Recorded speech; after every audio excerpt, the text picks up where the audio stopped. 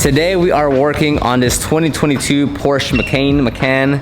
It's coming in for a correction and coating, and we're also going to be cleaning the engine bay. In this video, I'll show you just the process on what we do, give you some pointers on our pricing, how we got the customer, and just overall give you a breakdown of this detail. The first part that we do is we bring it in, we're going to prep the shop. So we have all our wheel buckets, our pump sprayers, and everything that we need to prep the vehicle. That way we're not running around looking for stuff. We just have everything ready. And then we also remove the license plates. That way that can just get out of the way.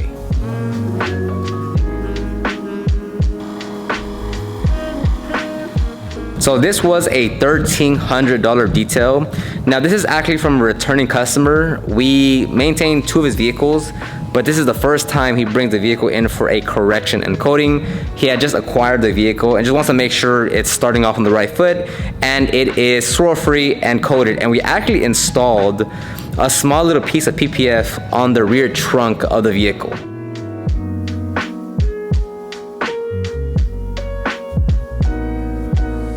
So for the prep, we're gonna start with the wheels and tires. This one is a very straightforward process. We're gonna use our pump sprayers with all-purpose cleaner diluted to 4:1 and various brushes to clean them as good as they can get. Next, we're gonna move on to the actual wash process. We're gonna wash, do an iron decon, clay it, and then dry it and prep it to tape and move on to the polishing step.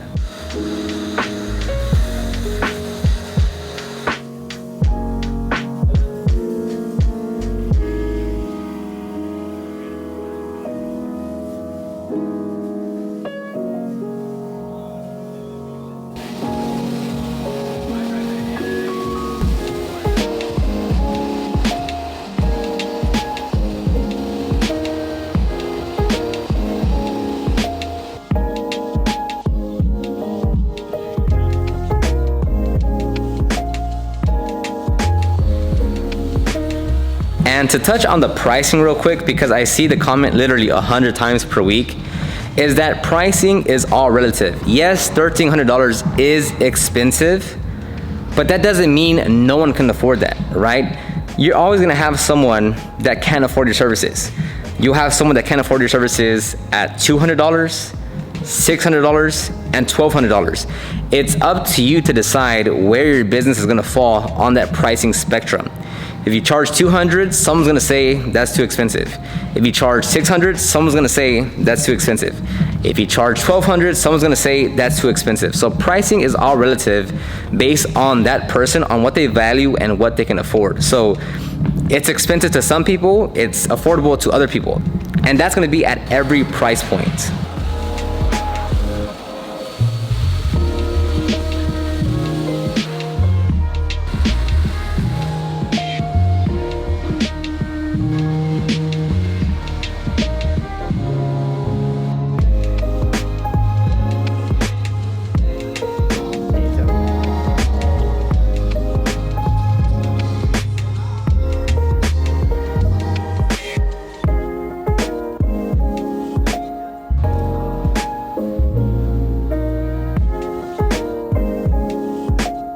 Now, one thing you have to realize is that not every vehicle that you get is gonna be like this big dramatic night and day difference in the paintwork.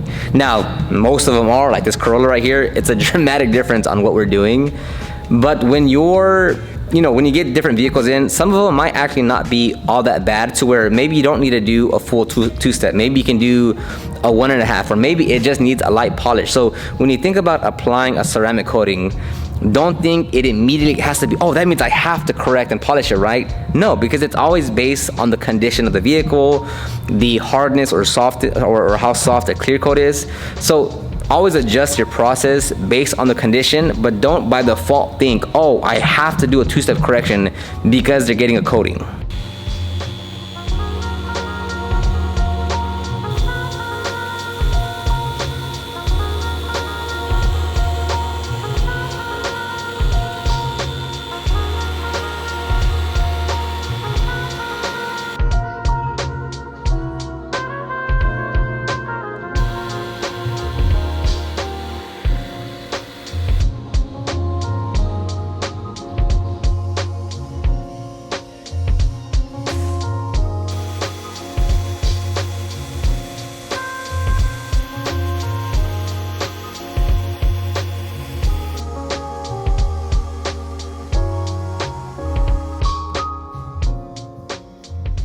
And if you want to see the marketing system that we use to attract these kind of customers that allow us to charge $200, $800, $1,400 for a detail, click the link down in the description box or go to detailclass.com and sign up for the free training.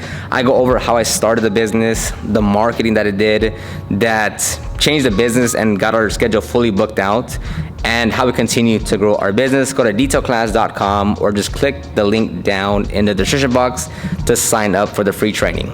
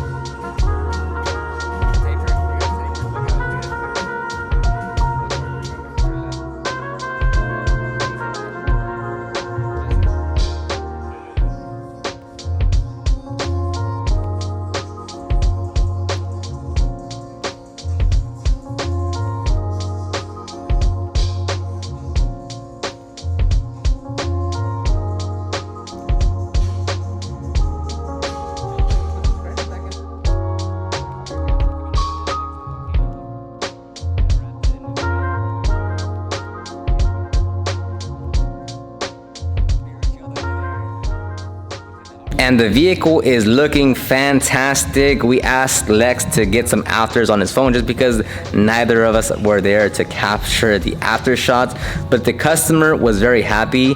Now, one thing that did happen is the customer had pointed out that one of the B pillars were broken. Now, we know that we didn't break it just because we saw the footage, because we recorded the whole process and we didn't see a crack in the B pillar. Now, here's where it comes of customer service and customer experience. Although we didn't break it, and once we looked on the forums, it's a pretty common occurrence for the passenger B pillar to crack vertically. Like, it's a very common issue. What we did is we still purchased the replacement part and sent it to the customer because they're a great customer. We like working with them. And although we didn't break it ourselves, it's a nice thing to do. So to show appreciation, to say thank you, don't worry about it. We'll purchase it, we'll send it to you, and we'll be done with that as well. There's no need to go into this, no, I didn't do it, no, you did it, no, look at this, look at that. Take care of your customers. They're gonna come back, especially for the ones that like you service and like you have a relationship with. You know, do what's right. And again, the part was like 40, I think in total was like 70 bucks. So it's, you know, what's 70 bucks to make a customer happy and to keep the relationship going?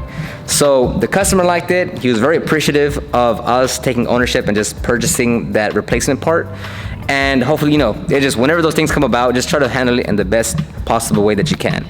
I'll end the video right here. Let me know what you think in the comment section down below, and I'll see you on the next one.